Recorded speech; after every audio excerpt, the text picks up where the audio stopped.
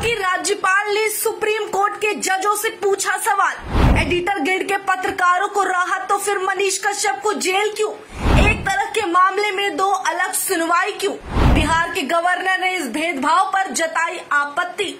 बीते दिनों supreme court की तरफ से मणिपुर हिंसा में दो समुदायों के बीच कथित तौर पर हिंसा भड़काने और फेक न्यूज फैलाने वाले एडिटर्स गिल्ड के 4 पत्रकारों को राहत दे दी जाती है। लेकिन वहीं जब ऐसा मामला मनीष कश्यप के केस में आता है तो सुप्रीम कोर्ट की तरफ से मनीष कश्यप के केस को हाई कोर्ट में भेज दिया जाता है। बिहार का बेटा कई दिनों से जेल में बंद है और बिहार के उस बेटे के लिए आवाम से लेकर कई लोगों ने उनके लिए आवाज उठाई। लेकिन हाल ही में किया गया सवाल अब मनीष कश्यप के लिए आने वाले समय में बेहतर साबित हो सकता है, क्योंकि ये सवाल किसी और ने नहीं बल्कि खुद बिहार के गवर्नर ने उठाई है। जानकारी के लिए बताते चले कि हाल ही में एडवोकेट बीबी देशपांडे मेमोरियल में आयोजित कार्यक्रम के दौरान अतिथि के तौर पर बिहार के गवर्नर राजेंद्र आर्लेकर अतिथि के तौर पर पहुंचे थे। तभी उन्होंने वहां बैठे लोगों से एक ऐसी बात कही जिस पर हर किसी को गौर फरमाना चाहिए। साथ ही बताते चले कि उस कार्यक्रम में केवल साधारण लोग या नामचीन हस्ती ही नहीं बल्कि सुप्रीम कोर्ट के जज भी मौजूद थे। बिहार के गवर्नर पूछते हैं कि आखिर एक ही मामले पर दो तरह अलग अलग सुनवाई क्यों? वह इस मुद्दे पर अपनी बात रखते हैं जहां बीते दिनों सुप्रीम कोर्ट ने मणिपुर हिंसा मामले में पत्रकारों को राहत दे दी है।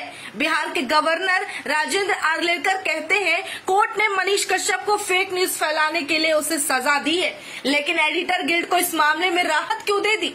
आगे वो कहते हैं कि हमें जानकर ये बेहद दुख होता है कि एक व्यक्ति के मामले में सुप्रीम कोर्ट ने उसे राहत देने से मना कर दिया, साफ इनकार कर दिया। वहीं कुछ और लोग इस मामले में दोषी पाए जाते हैं जहां कथित तौर पर उन्हें सामुदायिक हिंसा भड़काने की कोशिश ऐसा आरोप लगता है, लेकिन बावजूद उसके उस मामले में सुप्रीम कोर्ट उन्हें आजादी दे देते हैं।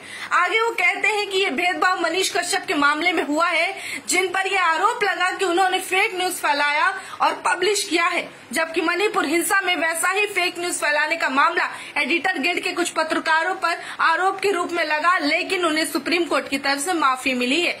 आगे वो कहते हैं कि मुझे लगता है सुप्रीम कोर्ट का ह्यूमन वैल्यूज, फंडामेंटल वैल्यूज और नॉन फंडामेंटल ड्यूटीज और राइट्स यानी कि अधिकार और मौलिक अधिकारों पर भी ज्यादा बेहतर तरीके से ध्यान देने की जरूरत है। आगे वो कहते हैं हालांकि उन्होंने ये भी स्पष्ट किया है कि पूरी तरह से मैं सुप्रीम कोर्ट के फैसले के मामले में हस्तक्षेप नहीं कर रहा हूँ, लेकिन एक सवाल जरूर करूंगा कि दो तरह की नीति क्यों एक ही मामले में दो अलग अलग संस्थानों, दो अलग अलग लोगों के साथ अलग अलग न्याय क्यों? साथ ही जानकारी के लिए बताते चले कि बीबी देशपांडे मेमोरियल कार्यक्रम को SM पंडित रंगा मंदिर जो बुरागी में है वहीं पर शनिवार को ये कार्यक्रम आयोजित हुआ था।